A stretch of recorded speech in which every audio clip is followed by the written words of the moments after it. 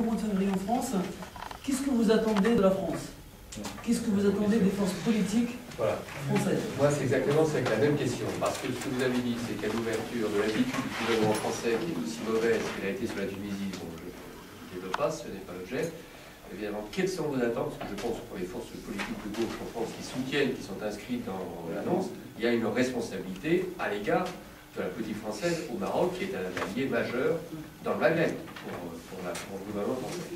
Donc là-dessus, donc, quelles sont vos attentes par l'intermédiaire évidemment des réseaux d'élus, des réseaux des parlementaires? Quelles sont les interpellations que vous souhaitez faire entendre auprès du gouvernement français et que ceci soit relayé par les formations de gauche qui vous soutiennent? Je suis militant maghrébin des droits de l'homme et je voudrais vous poser deux questions. Une question concernant, pour prolonger ce qui vient d'être dit, est-ce que vous pensez que c'est seulement le gouvernement français qui doit être interpellé, ou alors probablement plus que cela, parce que je pense qu'il y a un certain nombre de connivences entre le Merzen, l'État marocain, et une bonne partie, et des partis politiques, et des intellectuels français, pire que celle qu'on a connue avec Ben Ali, qui n'a rien à voir avec Ben Ali, et qui, effectivement, je voudrais pas... il faudrait voir véritablement, et c'est un véritable chantier, donc c'est pas seulement le gouvernement français. Et la deuxième question, c'est vraiment de l'information que je voudrais avoir par rapport aux intellectuels marocains. Comment se positionnent-ils aussi bien au Maroc qu'en France? Parce qu'il y a quand même pas mal d'intellectuels. J'ai lu disons quelques articles d'intellectuels marocains ici en France dans les journaux. Je voudrais savoir comment ils se positionnent globalement. J'ai lu quelques articles, mais je ne sais pas du tout comment ils se positionnent par rapport à ce qu'on connaît par exemple en Tunisie, ce qu'on a connu en Tunisie ou en Égypte aussi, où il y avait derrière le mouvement des jeunes Tunisiens, il y avait quand même une mobilisation des intellectuels et aussi en Égypte. Voilà, les informations. On a quand même parlé du discours de l'ONU d'Alain Juppé qui, pour parler de la résolution de l'ONU pour autoriser cette zone de bombardement trouve le moyen quand même de parler du Maroc. On avait toujours en tant qu'exemple de démocratie. Je pense qu'il doit y avoir une force de lobby derrière qui a dû glisser un petit mot à Juppé. Attention, le discours du roi est très important, il faut dire qu'il faut considérer cela. Par rapport aux attentes des partis politiques, de droite, on n'entend pas grand-chose, on connaît un peu leur position. On connaît aussi les connivences du Parti Socialiste avec le Royaume du Maroc. Et on sait bien que les autres partis de gauche, eux, nous soutiennent parce qu'eux restent véritablement sur leur véritable position et reconnaissent que le peuple marocain aussi peut aspirer à la démocratie.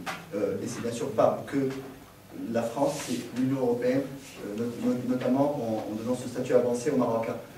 C'est considéré que le Maroc a un statut avancé. Mais on sait que derrière tout cela, c'est bien des avantages qui sont économiques et stratégiques qui sont en jeu.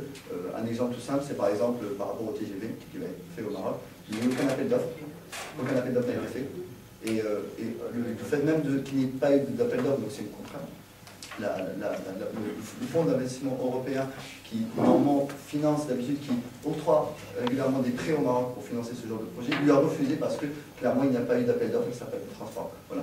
C'est quand même assez contradictoire que ce genre de choses soit fait et qu'on n'en parle pas, etc. Après, je vous remercie vous, journalistes. Rapidement sur les intellectuels, les médias, les journalistes, les partis politiques, les gouvernements, l'élite, etc.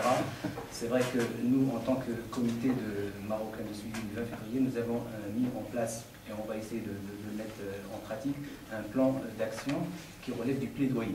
Plaidoyer et en quelque sorte un lobbying auprès. Justement, l'action d'aujourd'hui, la conférence de presse destinée aux journalistes, ça fait partie de ce plan d'attaque qu'on va... si j'ose parler comme ça. C'est vrai qu'on n'a pas les moyens de BHL, de Bernard-Henri Lévy. On n'a pas donc l'accès facile aux médias, aux journalistes, etc. pour véhiculer notre message. Mais nous maintenons la pression comme Yassine l'a dit, avec nos propres moyens. Aujourd'hui, hier, à Bruxelles, il y avait une conférence de presse tenue par un autre parti politique qui fait partie du mouvement du 20 février, justement, sur la thématique des droits de l'homme au Maroc et le lien entre l'Europe et le Maroc dans la convention qui a donc accordé le statut avancé au Maroc. Donc, où on est par rapport à l'application des droits de l'homme, parce que nous considérons que les conventions ou les accords doivent être conditionnés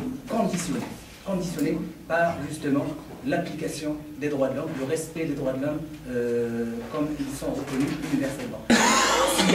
S'il n'y a pas donc de conditions par rapport à ça, on considère que les accords et les conventions signées entre ces États-là sont nuls et non avenus. Donc voilà en gros. Alors, nous essayons bien sûr de toucher le maximum possible, les partis politiques comme les médias, en les interpellant. C'est pourquoi nous demandons ici même à ce que le message passe auprès de tous nos soutiens. Nous avons beaucoup de soutiens dans la liste, mais ceci dit, quand on creuse un peu, il y a des soutiens qui sont un peu mous, des soutiens un peu de façade, l'exception marocaine, on a une démocratie à la marocaine, etc. Donc il va falloir maintenant clarifier les choses, parce que là, nous arrivons à un point de non-retour où on est avec les vrais changements au Maroc, où on ne l'est pas. Voilà, merci. Nous avons aussi une page de communication qui est notre site internet qui s'appelle 20février.com. Ici, il y a plusieurs sites, bien sûr, qui sont créés. Il y a le site de Falco aussi, qui est un site qui a été créé. Donc, on vous remercie, vous, journalistes, d'être venus. C'est à vous aussi, c'est à travers vous qu'on souhaite aussi briser cette barrière médiatique qui entoure le Maroc et toute cette connivence. Je pense qu'à travers vos enquêtes, si vous allez chercher du côté de la Mamounia, je pense qu'il y a énormément de secrets à trouver. Et puis, tout le monde a laissé ses coordonnées. C'est à chacun de faire.